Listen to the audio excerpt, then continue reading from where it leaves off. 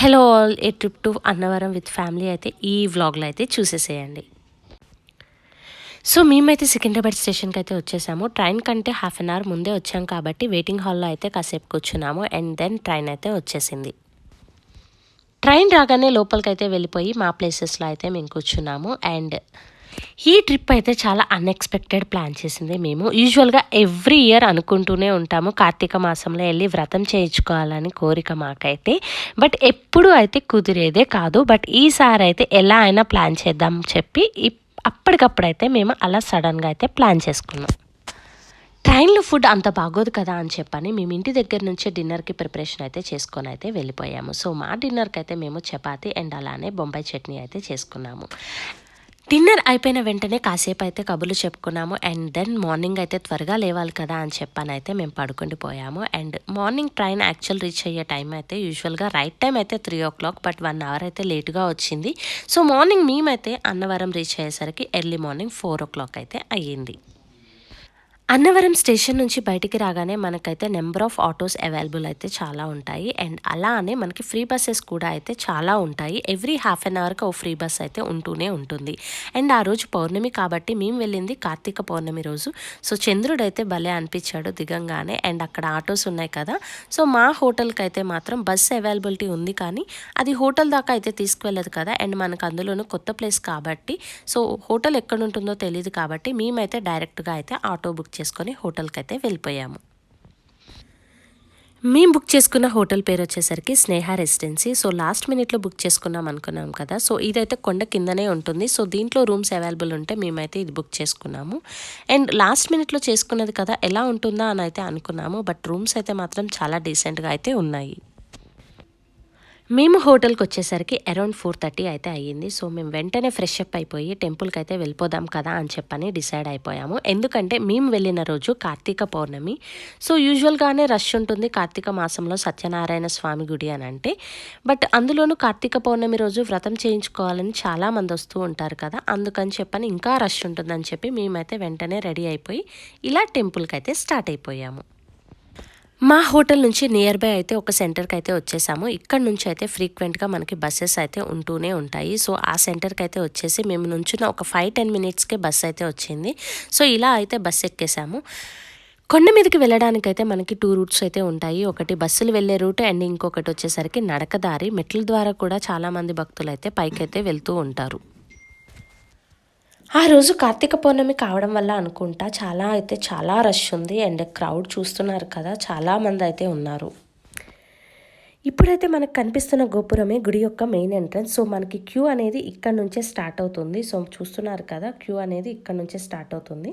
So based on the price ticket మనమైతే క్యూలో అయితే లైన్లో నుంచోవాలి. సో ఫస్ట్ అయితే మనల్ని వ్రతానికి పంపిస్తారు. ఎవరైతే వ్రతం చేసుకోవాలి అని అనుకుంటున్నారో ఫస్ట్ అయితే వ్రతం అయిపోయిన తర్వాతనే దర్శనానికి అయితే పంపిస్తారు. 365 రోజు ఒత్తులు వెలిగించాలి అని అనుకున్న వారు ఇక్కడ విగ్రహాలు కనిపిస్తున్నాయి కదా, ఇక్కడైనా వెలిగిస్తారు. లేదు అంటే కనుక పక్కనే మనకి మెట్ల దారి అయితే ఉంటుంది. సో మెట్ల మీద నుంచి ఇలా కిందకి దిగితే మనకి జమ్మి చెట్టు అండ్ అలానే ధ్వజస్తంభం కూడా కనిపిస్తుంది. చాలామంది ఒత్తులైతే మాత్రం జమ్మి చెట్టు కింద అండ్ అలానే ధ్వజస్తంభం దగ్గర అయితే మాత్రం వెలిగిస్తున్నారు. మేము కూడా అలానే జమ్మి చెట్టు కింద అయితే 365 ఒత్తులు అయితే వెలిగించేసాము. అండ్ అలానే ఇక్కడ చూస్తున్నారు కదా, పక్కన మనకి చాలా మండపాలు కనిపిస్తున్నాయి. అవి ఏంటి అంటారా, అవి అయితే మాత్రం వ్రత మండపాలు. వ్రతానికి 4 టికెట్లు ఉంటాయి. ఒకటి 300 రూపాయలు and 1000 rupees and 1500 and 2000 rupees. So based on the ticket price మనకి వ్రత మండపాలు అయితే ఉంటాయి. 300 రూపీస్ అన్ని ఒక మండపంలో చేర్పిస్తారు అండ్ అలానే 1000 రూపీస్ అన్నీ కూడా ఒక మండపంలో చేర్పిస్తారు. అన్ని టికెట్లకైతే పూజా విధానం అయితే సేమే ఉంటుంది. బట్ ఓన్లీ ఏంటి అని అంటే ఒక్కొక్క టికెట్ ప్రైజ్ని బట్టి మనకి అది స్వామివారి సన్నిధికి కొంచెం దగ్గరగా ఉండడం మండపం అలా అయితే జరుగుతుంది. ఇప్పుడు 2000 రూపీస్ టికెట్ తీసుకున్నారనుకోండి, అది మనకి స్వామివారి సన్నిధిలో చాలా దగ్గరగా ఉండే మండపంలో అయితే జరిపిస్తారు. సో అది మాత్రమే డిఫరెన్స్. అండ్ అలానే కొంచెం 1000 రూపీస్ ఇలా తీసుకున్న వాళ్ళకి ఏంటి అంటే ఒక పంచ ఇవి కూడా అయితే ఇస్తారు. సో ఇలాంటి కొన్ని ఐటమ్స్ ఇలా కొన్ని డిఫరెన్స్ ఉంటాయి, కానీ పూజా విధానం అయితే ఎందులోనైనా కూడా ఒకేలా అయితే జరిపిస్తారు. మా వదిన వాళ్ళైతే రాజమండ్రిలో ఉంటారు అండ్ వాళ్ళకి కూడా వ్రతం చేయించుకుందామని చెప్పి మార్నింగే అయితే స్టార్ట్ అయిపోయారు. సో మేమైతే వాళ్ళ కోసం అయితే వెయిట్ చేస్తున్నాము. వన్స్ వాళ్ళు వచ్చాక ఒకేసారి వ్రతానికైతే వెళ్దాం కదా అని చెప్పి కాసేపటికి మా వదిన వాళ్ళైతే వచ్చేసారు. మా వదిన వాళ్ళు అండ్ అలానే మా అత్తయ్య కూడా మా వదిన వాళ్ళతో పాటే వచ్చారు. సో మేమందరం కలిసి అయితే ఇంకా వ్రతానికైతే స్టార్ట్ అయిపోయాము.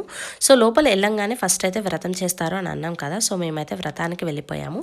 అండ్ వ్రతానికి సంబంధించిన సామాగ్రి మొత్తం అయితే వాళ్ళే ఇస్తారు. మనం ఓన్లీ కొబ్బరికాయలు అండ్ అట్టిపళ్ళు తీసుకెళ్తే సరిపోతుంది. ఈ సత్యనారాయణ స్వామి వ్రతానికైతే 5 కొబ్బరికాయలు అండ్ అలానే అట్టిపళ్ళు అయితే తీసుకొని వెళ్ళాలి. రిమైనింగ్ సామాగ్రి మొత్తం వాళ్ళే అయితే ఇస్తారు. ఇక్కడ ఒక బిల్డింగ్ కనిపిస్తుంది కదా, మనకి అన్నవరం ప్రసాదాలు అయితే ఇక్కడే తయారవుతాయి. అండ్ ఇక్కడ ఇలా తయారైన అన్నవరం ప్రసాదాలని మనకి అలా అయితే బుట్టలో పెట్టుకొని అయితే తీసుకొని వెళ్ళి కౌంటర్లో పెడతారనమాట. సో మనకి కౌంటర్లో ఎన్ని కావాలంటే అన్ని ప్రసాదాలు అక్కడైతే తీసుకోవచ్చు.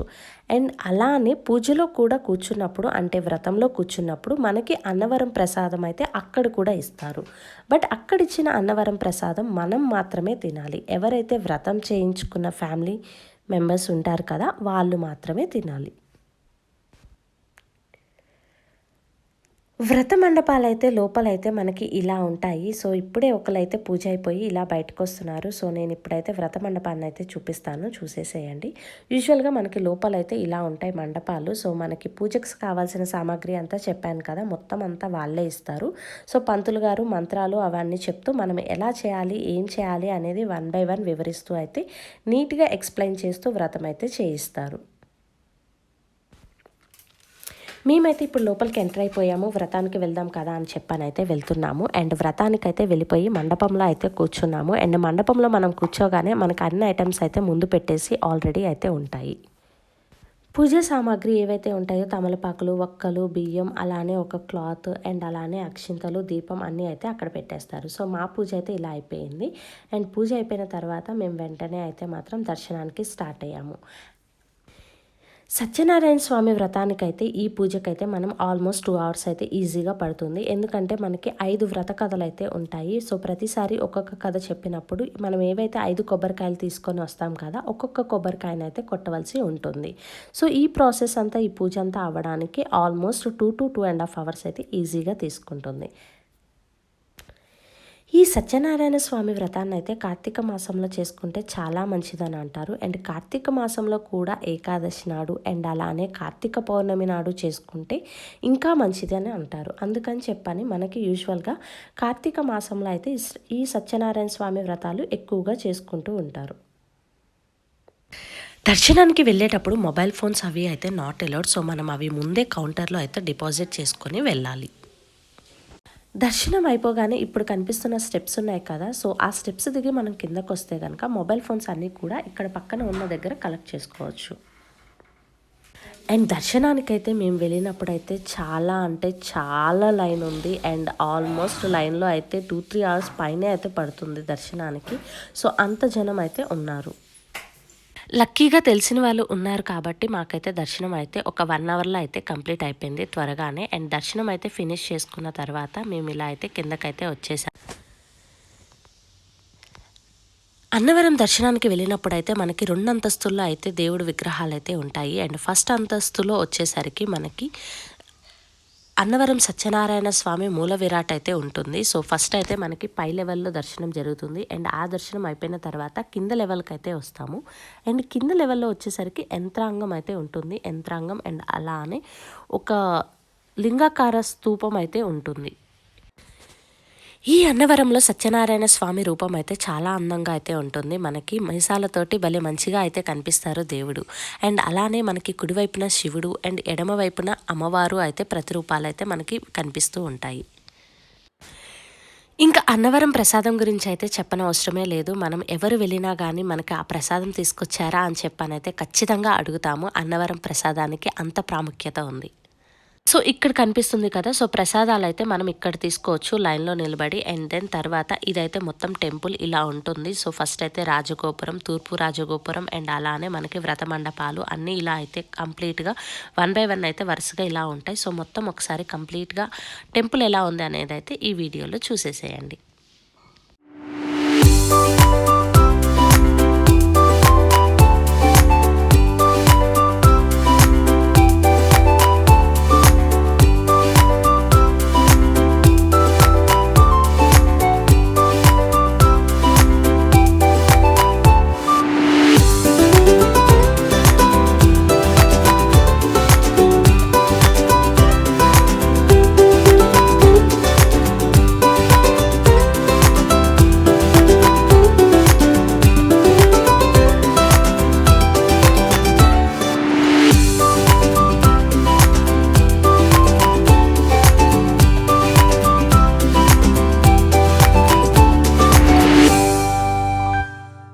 మా దర్శనం అయితే అయిపోయి కొండ కిందకైతే వచ్చేసాము. అండ్ ఇక్కడ చూస్తున్నారు కదా రథాన్ని అయితే ఈవినింగ్ అయితే మనకి ఇక్కడ జ్వాలాత్వారణం అయితే జరుగుతుంది కార్తీక పౌర్ణమి నాడు. అండ్ రీసెంట్గా మనకి అన్నవరంలో అయితే గిరి ప్రదక్షిణ కూడా స్టార్ట్ చేశారంట. సో ఆ రోజు పౌర్ణమి అండ్ అలానే గిరి ప్రదక్షిణ కూడా అని చెప్పని ఆఫ్టర్నూన్ 2 నుంచి అయితే గిరి ప్రదక్షిణ స్టార్ట్ అవుతుంది. సో చాలా మంది గిరి ప్రదక్షిణకైతే ఉన్నారు. మేమైతే వ్రతం చేసేసుకొని అండ్ దర్శనం అయిపోయిన తర్వాత ఇలా కొండ కిందకైతే వచ్చేసాము. లంచ్ చేసిన తర్వాత హోటల్కి వెళ్ళి రూమ్ అయితే వెకేట్ చేసేసి అండ్ వెంటనే మేమైతే మా ఆడపడుచు వాళ్ళతోటి ఎలానో వీకెండ్సే కాబట్టి మేమైతే రాజమండ్రి స్టార్ట్ అయిపోయాము. నా వీడియోస్ కనుక మీకు నచ్చినట్టయితే please do subscribe and like and share and comment. అంతే. Thank you.